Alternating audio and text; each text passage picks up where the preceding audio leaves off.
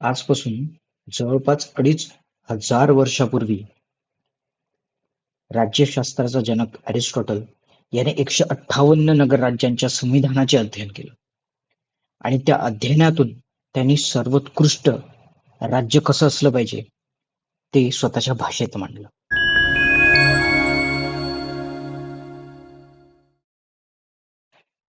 नमस्कार विद्यार्थी मित्रांनो, आज आपण तुलनात्मक शासन आणि राजकारण ही संकल्पना बघणार आहोत. बघा, मनुष्य हा तुलना करणारा प्राणी आहे. तो अवतीभोवतीच्या लोकांशी आपली तुलना करत असतो. अशी तुलना करण्यामागे मानवाच्या 3 प्रमुख इच्छा असतात. पहिली म्हणजे अवतीभोवतीचे लोक कसे राहतात व वागतात ते बघणे. त्यानंतर आपण व अन्य लोक यांच्यामधील समानता व असमानता याचा शोध घेणं. आणि तिसरं म्हणजे अन्य लोकांमध्ये दिसून येण्याच्या चांगल्या व सर्वोत्तम बाबींचा स्वीकार करून स्वतःमध्ये सुधारणा घडवून आणणं. ह्या 3 गोष्टी करता मनुष्य दुसऱ्यासोबत तुलना करत असतो. इसवी सन पूर्व काळातील अरिस्टॉटल या प्रसिद्ध राजकीय विचारवंताने सुद्धा असेच केले. त्याने जवळपास 158 नगरराज्यांच्या संविधानांचे अध्ययन केले.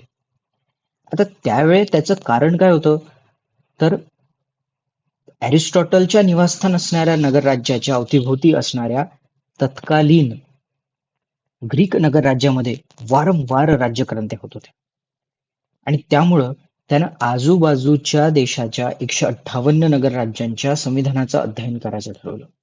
या अध्ययनातून विभिन्न नगरराज्याच्या सरकारांमधील समानता व असमानता त्याच्या लक्षात आल्या आणि या आधारावर त्याने निरकुंशतंत्र, कुलीनतंत्र व प्रजातंत्र असे राज्याचे म्हणजे सरकारचे 3 प्रकार स्पष्ट केले.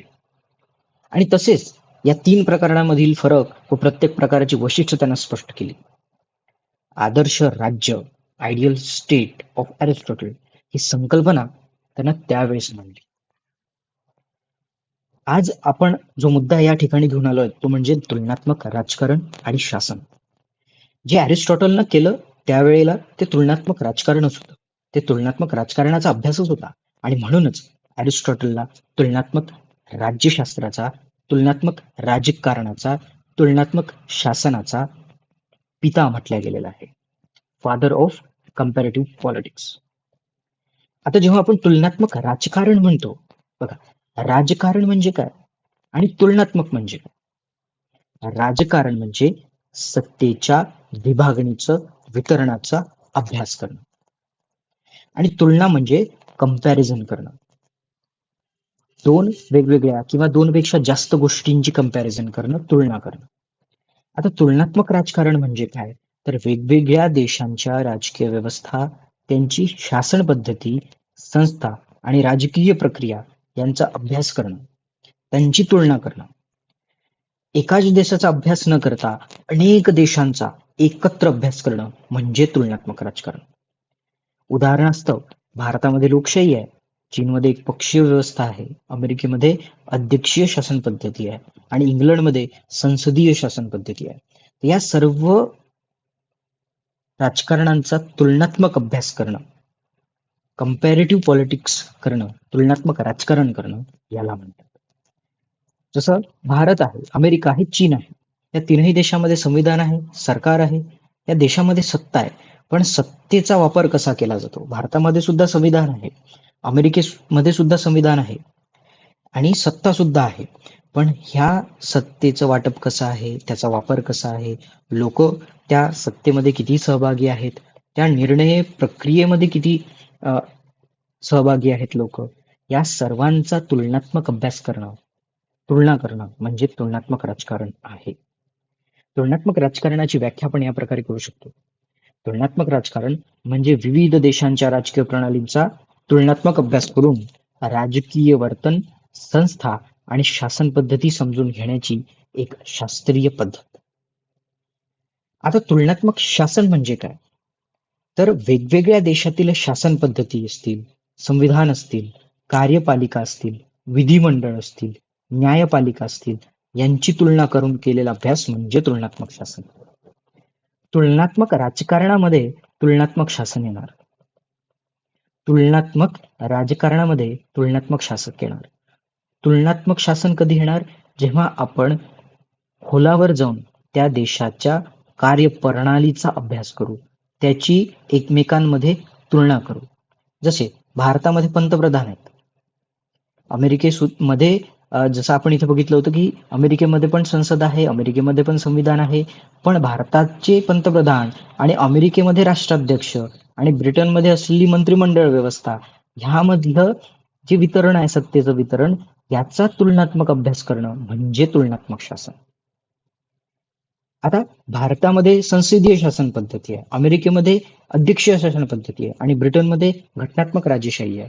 या सर्व गोष्टींचा तुलनात्मक आपण अभ्यास करतो, तुलना करतो. तुलना केल्यानंतर कोणती व्यवस्था कशी काम करते ते बघतो, कोणाला किती अधिकार प्राप्त आहेत, कोणाची किती कार्य आहेत, कोणतं शासन चांगल्या प्रकारे काम करतं, या सगळ्या गोष्टी तुलनात्मक शासनामध्ये येतात. आता बहुतेक विद्यार्थी असं समजतात की तुलनात्मक राजकारण म्हणजे तुलनात्मक शासन आहे, तर हे पूर्णपणे चुकीचं आहे. या दोन गोष्टी वेगळ्या आहेत. आता तुलनात्मक राजकारणाची काही वैशिष्ट्य आहेत. यामध्ये आपण अनेक देशांचा अभ्यास करतो, त्यामधील राजकीय परिस्थितींचा अभ्यास करतो, त्यातील संविधानांचा आपण अभ्यास करतो. त्या संविधानाचा अभ्यास करत असताना वैज्ञानिक आणि वस्तुनिष्ठ पद्धती वापरतो. म्हणजे काय, तर इथे सायंटिफिक मेथड्स वापरल्या जातात. आता ह्या सायंटिफिक मेथड्स कशा असतात, त्या कशा काम करतात, जेव्हा आपण रिसर्च करतो एखाद्या गोष्टीमध्ये, तेव्हा आपल्याला ह्या गोष्टी हळूहळू समजायला लागतात. त्यानंतर राजकीय वर्तनावर भर दिला जातो. हे राजकीय वर्तन संविधानवादाशी, जो पुढचा माझा व्हिडिओ येणार आहे संविधानवादावरचा, त्या संविधानवादावर अवलंबून आहे. राजकीय वर्तन कसं असलं पाहिजे. त्यानंतर सांस्कृतिक आणि सामाजिक घटकांचा त्या ठिकाणी आपण विचार करतो. तुलनात्मक राजकारणामध्ये विकसनशील आणि अविकसित देशांचा सुद्धा आपण अभ्यास करतो. म्हणजे एखादा देश अविकसित आहे म्हणून तो खराब आहे, त्याच्या संविधानाचा अभ्यास करू नये असं नाही, तर त्या संविधानांचा, त्या शासन पद्धतीचा सुद्धा आपण अभ्यास करतो. हे तुलनात्मक राजकारणाची काही वैशिष्ट्य आहेत. त्यानंतर तुलनात्मक अभ्यास का महत्वाचा आहे, तर आपल्याला वेगवेगळ्या देशांकडून चांगल्या गोष्टी शिकायला मिळतात. आपल्याला देशाच्या व्यवस्थेतल्या काही उणिवा असतील, काही चुका असतील, त्या लक्षात येतात आणि त्यानुसार मग आपण आपल्या देशामध्ये काही चांगल्या पॉलिसीज असतील, चांगले कायदे असतील ते पास करू शकतो आणि धोरण निर्मिती करू शकतो, पॉलिसी मेकिंग करू शकतो आणि त्याच प्रकारे लोकशाही या ठिकाणी जास्तीत जास्त मजबूत करण्याचा सुद्धा प्रयत्न केला जातो. या छोट्याशा व्हिडिओमध्ये आपण तुलनात्मक राजकारण बघितलं, तुलनात्मक शासन बघितलं, अरिस्टॉटलनी जवळपास 2,500 वर्षापूर्वी केलेला विविध 158 नगरराज्यांच्या संविधानाचा अभ्यास केला. ह्या सगळ्या गोष्टी बघितल्या. पुढच्या व्हिडिओमध्ये आपण भेटूयात संविधान आणि संविधानवाद, त्यावर चर्चा करूयात आणि बघूया त्यानंतर थोड्याच वेळात. थँक्यू.